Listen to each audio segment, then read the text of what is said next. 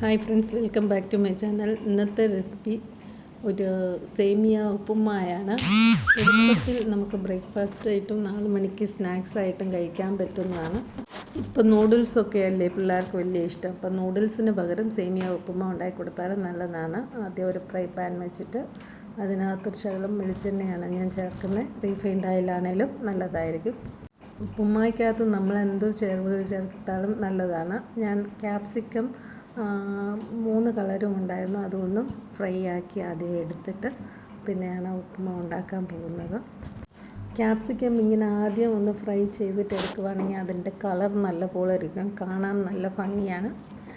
ഒത്തിരി വേകുകയും ചെയ്യാതെ നല്ല ടേസ്റ്റി ആയിരിക്കും. ഇനി ആ എണ്ണയിൽ തന്നെ നമ്മൾ സേമിയ, ഞാൻ വലുതായിട്ടുള്ള സേമിയയാണ് വാങ്ങിക്കുന്നത്, അത് ചെറുതായിട്ട് പൊടിച്ചിട്ട് അത് ആ എണ്ണയ്ക്കകത്ത് തന്നെ വറുത്തെടുക്കുക ചെയ്യുന്നത്.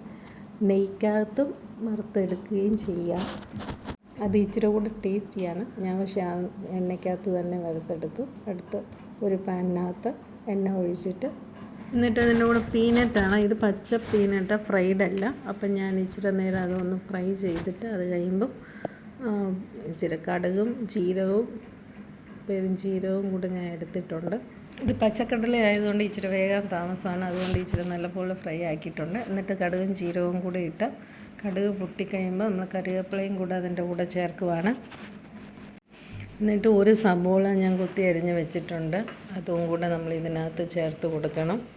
വെളുത്തുള്ളി ഇഞ്ചി പേസ്റ്റ് ആണേലും അല്ലാതെ വെളുത്തുള്ളി ഇഞ്ചിയും ചെറുതായിട്ട് അരിഞ്ഞതാണേലും ഇട്ട് കൊടുത്താൽ മതി. അത് ഓരോരുത്തരുടെ ടേസ്റ്റ് അനുസരിച്ച്. ഞാൻ ഉണ്ടാക്കുന്ന മാക്സിമം ഇതിനകത്തും വെളുത്തുള്ളി ഇഞ്ചിയും ജീരകം ഇത്രയും സാധനം എല്ലാത്തിനകത്തും ചേർക്കുന്നതാണ്.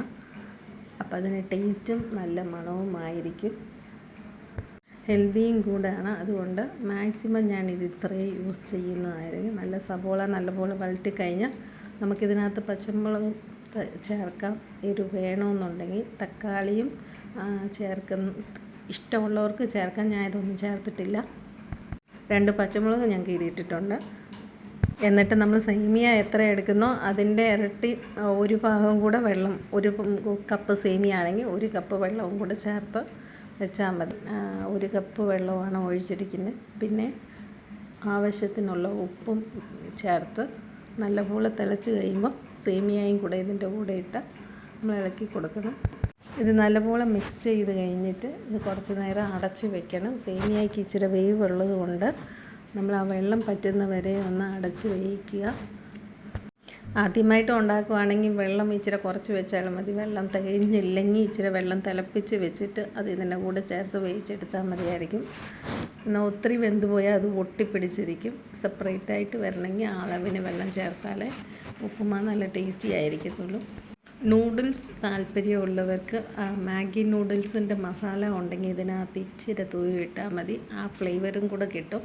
പിള്ളേർക്ക് ഒത്തിരി ഇഷ്ടപ്പെടും. പക്ഷേ ഞാനിപ്പോൾ അതിനകത്ത് ചേർത്തിട്ടില്ല. നമ്മൾ നേരത്തെ ഫ്രൈ ചെയ്ത് വെച്ചിരിക്കുന്ന ക്യാപ്സിക്കവും കൂടെ ഇതിനകത്ത് ചേർത്തിട്ടുണ്ട്.